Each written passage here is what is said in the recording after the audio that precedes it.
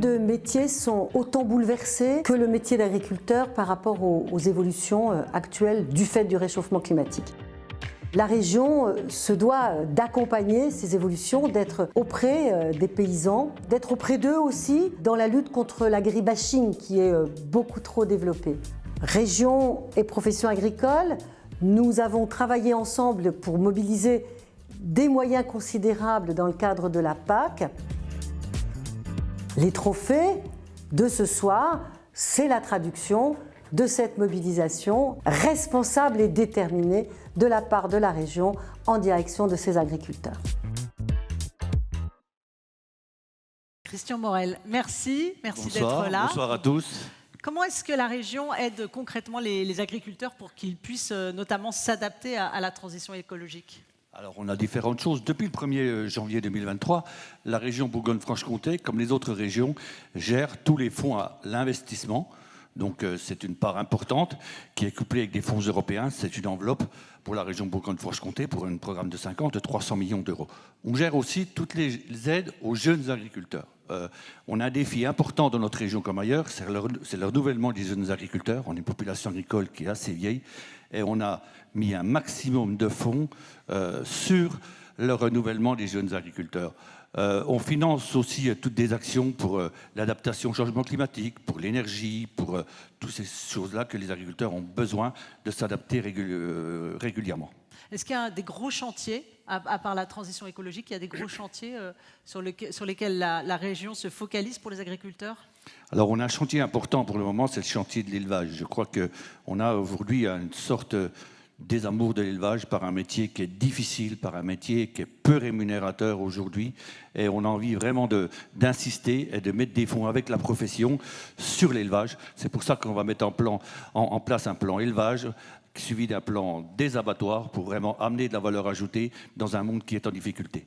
Justement, Fabienne le disait tout à l'heure, manque de vétérinaires, ça empêche aussi...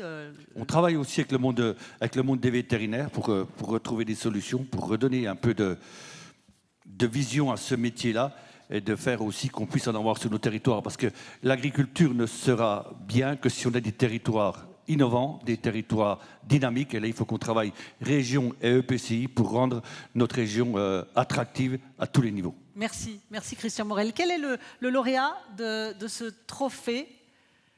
Alors, le lauréat du trophée innovant pour l'environnement, alors c'est intéressant, c'est la cave des Hautes-Caux de Nuiton-Beaunois, représentée par Sébastien Hudelot et Charles Lambollet. On les applaudit. Bravo à eux. Félicitations, messieurs.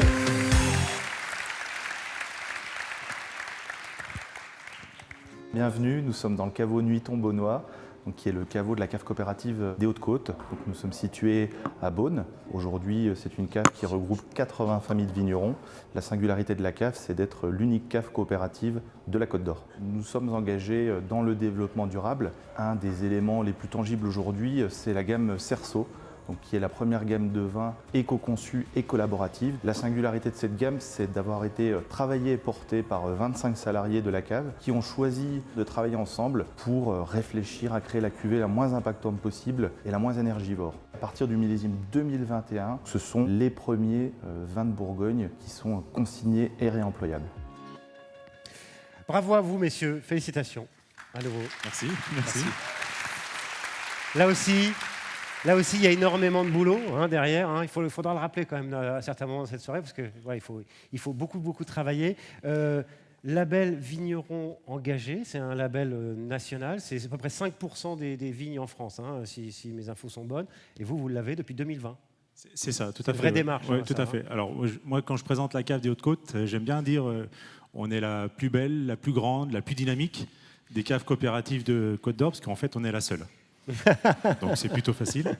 Et on est aussi la première structure viticole de Côte d'Or à être labellisée vigneron engagé. Donc on fait partie de ces 6000 vignerons en France qui sont dans ce label-là, qui regroupe trois choses, c'est-à-dire il faut réfléchir dans tous les projets qu'on fait sur l'économique, sur le sociétal et sur l'environnement.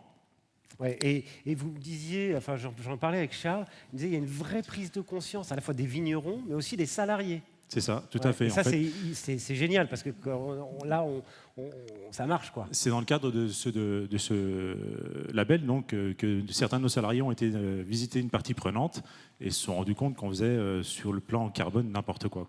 Ouais. On faisait absolument n'importe quoi et donc ils se sont mis en travail collaboratif. Alors, il y a cette gamme Cerceau dont on a parlé dans le film qu'on vient de voir.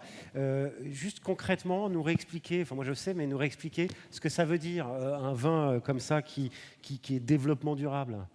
Alors la gamme Cerceau, effectivement, c'est une réflexion globale et complète. L'idée, c'est partir de la vigne jusqu'au verre, donc du producteur au consommateur. Tous les éléments du packaging ont été réfléchis, ont été éco-conçus, donc ça veut dire bouteille allégée. On est sur un papier qui est recyclé, un bouchage 100% français, un carton en craft compostable. Et puis la singularité, l'élément le plus visible finalement, c'est le fait de ne pas avoir de capsule de surbouchage. Donc c'est vraiment une réflexion globale. Et puis la nouveauté pour cette année, effectivement, millésime 2021, qui va être disponible dans quelques semaines au caveau Nuitton-Benoît, c'est la réintroduction de la consigne. Voilà, les premiers vins de Bourgogne consignés sont relancés. Et je voudrais juste rajouter que c'est un travail collectif. Donc ce soir, ce prix, c'est quelque part le prix de toute la cave, mais de tous les salariés, tous les vignerons. Voilà. Et Merci c'est le pour- travail. Et il y en a plusieurs dans la Il y salle. en a plusieurs dans la salle, Il y en a on peut vous plusieurs dans la applaudir. salle. Félicitations. Je voudrais simplement insister sur le vignoble bourguignon qui aujourd'hui mène un défi très important du bas carbone sur l'ensemble de ce vignoble. Je crois que c'est le premier vignoble français à avoir une telle action sur le bas carbone. Et je crois qu'on peut l'applaudir tous les vignerons bourguignons franc-comtois sur cette action qui est très importante pour le climat et pour nos consommateurs. Bravo à vous et bravo à vous également. Je vous laisse prendre une photo tous ensemble, on vous retrouvera. Allez-y, prenez une petite photo.